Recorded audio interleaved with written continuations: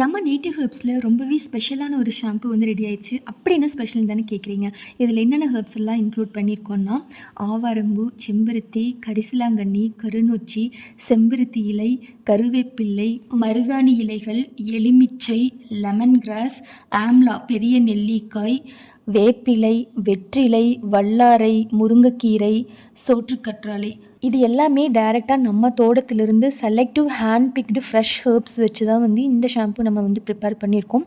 இதில் வந்து நிறைய யூஸ் இருக்குது. ஹேரை வந்து நல்லா ஸ்ட்ரென்த்னிங் பண்ணுறதுக்கு, மாய்ஸ்டாக வச்சுக்கிறதுக்கு, இந்த ட்ரைனஸ் இல்லாமல் நல்லா ஸ்மூத்தாக சில்கையாக வச்சுக்கிறதுக்கு, இந்த dryness, itching, prematured greying, dandruff, இது எல்லாமே வந்து இந்த ஷாம்பூவில் வந்து ரெடியூஸ் ஆயிரும் யூஸ் பண்ண.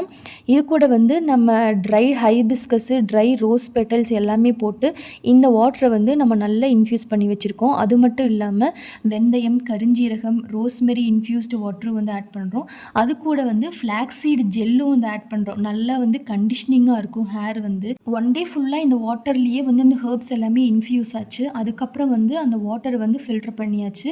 இது கூட வந்து நம்ம கலருக்கும் டெக்ஸ்சருக்கும் இந்த பாதாம் ஜெல்லும் செம்பருத்தி பூவும் தான் வந்து ஆட் பண்ணுறோம்.